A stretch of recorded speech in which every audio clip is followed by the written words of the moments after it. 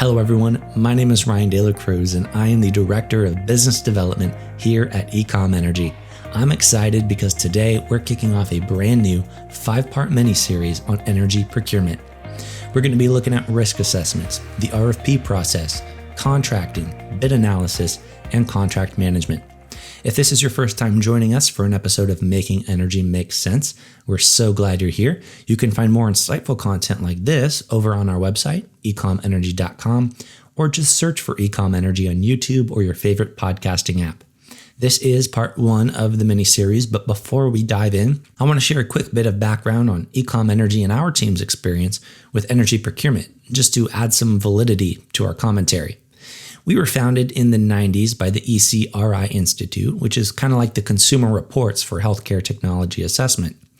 Our organization's mission was to bring that same independent, unbiased approach to all things energy related in the healthcare sector.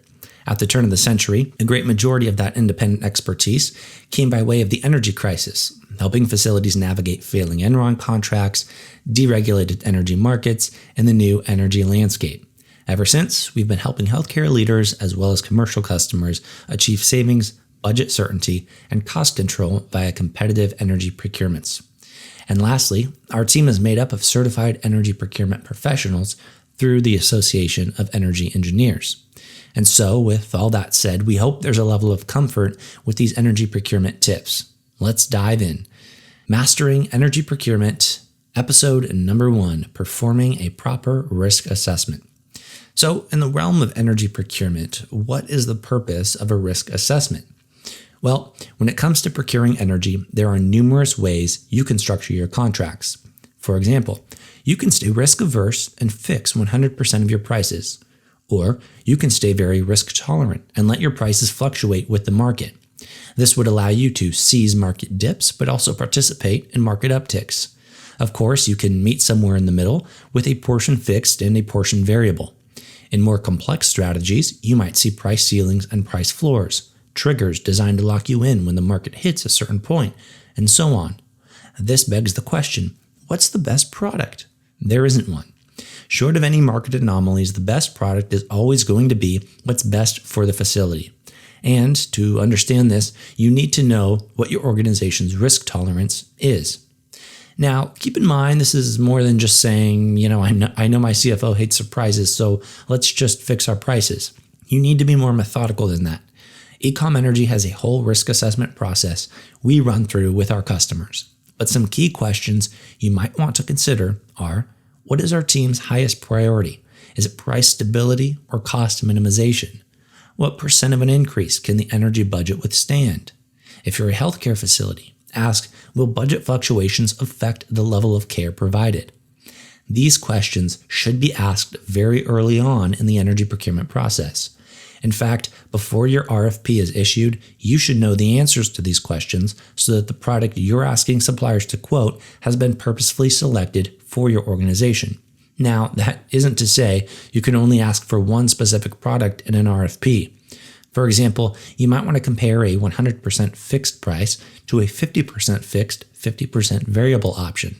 Then, perhaps you run a sensitivity analysis on those two products and you compare how a 5, 10, or 15% change in the market would affect you under those two hypothetical options. Afterward, you'd be better able to match your risk to the right product. But the point is the same. Be methodical in your selection. Now, I want to spend a little time talking about contract duration as it relates to the risk-appropriate product your organization has selected. Episode 3 in this series covers contracting in greater detail, but there's a note worth mentioning here, and it's best explained with a case study. Ecom-Energy had been hired to perform a thorough review of the energy contracts for a large Northern California healthcare system. This system had its natural gas accounts riding the index, which is to say their commodity price moved up and down with the market each month. They had no problem accepting that variability in their budget, and so far, so good. What we found interesting was that they had agreed to a 3-year term. Now, one of the associated benefits of having this type of index product is flexibility. In theory, if you're willing to accept the risk that comes with riding the market month in and month out, you should have the freedom to change suppliers or products at any time. Think about it. If you decide to fix your price, it makes sense to hedge for a period of time, usually at least 6 months. In doing so, you agree contractually to stick with one supplier for that period of time. But what's the point of locking into a long-term deal when your price is still going to be changing every month? You've pigeonholed yourself unnecessarily. Thus, what we saw with this customer was a risk-appropriate product that was not contractually appropriate. The term didn't make sense for the product. This is definitely something to pay attention to the next time you're due for a procurement. If you normally ride the market and rely on a third-party consultant, be sure to question them if they suggest locking you into a long-term deal. There are some instances where this might make sense, but it's certainly a conversation to have. Okay, we've covered a lot of ground, so let's review. What do we know? We should perform a risk assessment early in the energy procurement process so that we know what product to ask for in the RFP. The product should be methodically selected and make sense for our organization. If we aren't fixing our energy price, stick with short-term contracts to maintain the inherent flexibility that comes with this type of energy purchase. And be sure to check out the remaining 4 episodes in this mini-series. In the next episode, we dive into the RFP process.